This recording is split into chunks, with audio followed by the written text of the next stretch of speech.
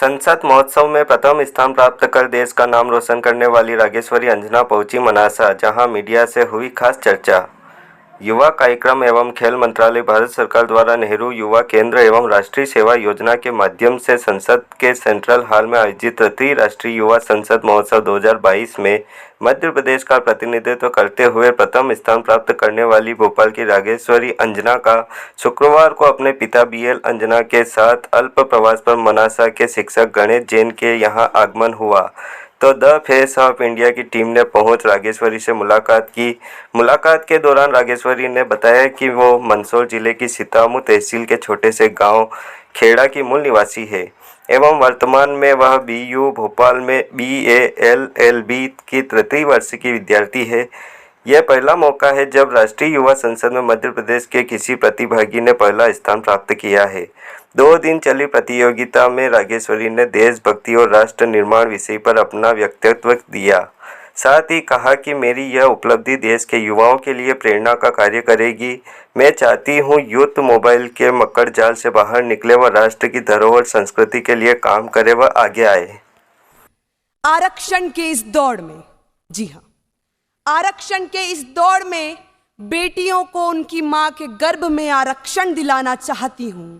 हाँ, मैं राष्ट्र निर्माण करना चाहती हूं। बाधाएं आती हैं आए, घिरे प्रलय की घोर घटाएं, हास्यरुदन में तूफानों में, अमर असंख्य बलिदानों में, उद्यानों में वीरानों में, अपमानों में सम्मानों में, उन्नत मस्तक भरा सीना, पीड़ाओं में पलना होगा, कदम मिलाकर चलना होगा, कदम मिलाकर चलना होगा। तो आइए एक सशक्त नए भारत का निर्माण करें। जय हिंद, जय मां भारती, सर्वे जना सुखिनो भवन्तु। धन्यवाद, थैंक यू सो मच।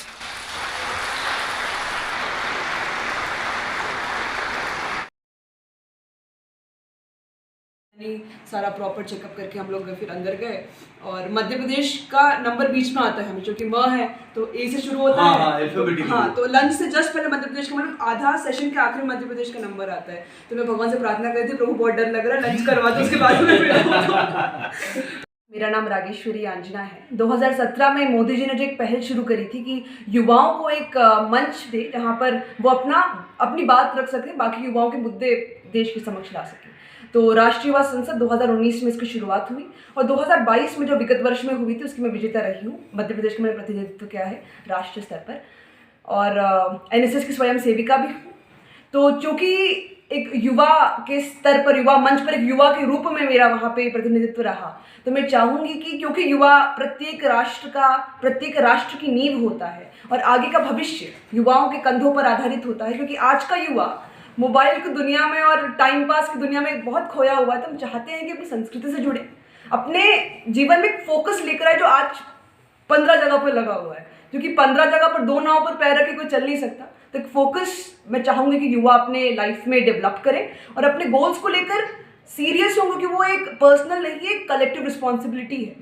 और चाहूँगी कि क्योंकि आज ऐसे कई युवा हैं जो इंटॉक्सिकेशन की तरफ काफ़ी बढ़ रहे हैं, तो वहाँ से उनका जो है कहीं ना कहीं अध्यात्म पर भी थोड़ी रुचि होगी। भारत की धरोहर है, हर एक अगर हम विश्व में देखेंगे तो प्रत्येक राष्ट्र की कुछ ना कुछ एक स्पेशलिटी होती है। जैसे जर्मनी में मोटर वर्क्स है, जापान में कुछ और है, अमेरिका में कुछ और है, प्रोडक्शन है, मैन्युफैक्चरिंग है। तो भारत की अगर हम जाने तो क्या हमारी धरोहर है, अध्यात्म। तो वो अगर उस प्रति भी अगर युवा कुछ और अग्रसर हो तो काफ़ी अच्छा होगा।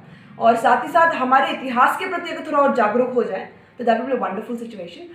Thank you so much. सत्य कहूँ तो मेरी कोई एक प्रेरणा का स्रोत है नहीं। मैं जहाँ भी जाती हूँ छोटे छोटे व्यक्ति से, अगर आप मान लीजिए किसी बड़े लेखक से मिलते वो भी प्रेरणा है, और रास्ते में कोई मजदूर काम कर रहा है अपनी पूरी शिद्दत के साथ में, शक्ति के साथ में, वो भी प्रेरणा का स्वरूप है। तो प्रेरणा तो 15 जगह मिल जाती है, तो कोई एक प्रॉपर स्रोत तो मैं नहीं कहूँगी कि कोई आज की तारीख में तो है। मुझे किताबें पढ़ना पसंद है, मुझे लिखना भी पसंद है, थोड़ा ड्रामा में भी इंटरेस्ट है, जो नाटक हम लोग मंच पर प्रस्तुत करते हैं। युवाओं का संदेश तो यही देना चाहूँगी कि आजकल स्पेशली मोबाइल एक बहुत ही बड़ा डिस्ट्रैक्शन हमारे समक्ष उभर रहा है और हम कुछ प्रोडक्टिव चीज़ों में अपना टाइम इन्वेस्ट नहीं कर रहे हैं, और उसकी वजह से कहीं ना कहीं एक डाइवर्जेंस हो रहा है। तो उसको मैं चाहूँगी कि युवा स्ट्रीमलाइन करें और कुछ प्रोडक्टिव हैबिट्स जैसे रीडिंग हो गया, प्रोबेबली राइटिंग हो गया, या फिर अपने आसपास के पर्यावरण को जानना हो गया, तो ऐसे प्रोडक्टिव चीज़ों में युवा आगे बढ़े, क्योंकि उन्हीं के कंधों पर भारत का भविष्य टिका हुआ है, तो please take the responsibility that you have on your shoulders. आपने साहित्य में मुझसे बताया मतलब जी, साहित्य में थोड़ी बहुत रुचि है, कविता संपूर्ण रूप से मतलब पूरी नहीं हुई है, लेकिन थोड़ी बहुत जो भी लिखी है। आज एक ट्रेंड देखने को मिल रहा है कि युवाओं के जीवन में संघर्ष चला गया, वो सब इजी चाहिए, प्लेट में परोसा हुआ चाहिए, लेकिन ये बातों को ध्यान रखनी आवश्यक है कि बिना घिसे कोई भी चीज़ कभी हीरा नहीं बनती है, घिसना आवश्यक है, तो संघर्ष भी आवश्यक है। इसलिए इसमें छोटी सी कविता है कि संघर्षों की गाथा को संघर्षों में लिखना होगा, संघर्षों की गाथा को संघर्षों में लिखना होगा, तेरे भीतर उस कायर को रणभूमि पर टिकना होगा। और निर्बलता संदेह की ज्वाला उन्माद घोर मचाएगी, निर्बलता संदेह की ज्वाला उन्माद घोर मचाएगी, सांझ सघन समूची होगी, मंजिल नजर ना आएगी। लेकिन कब तक तू समक्ष बाधाओं के घबराएगा, इन छोटी छोटी बातों पर तेरा जी भराएगा। सिंधु साधने का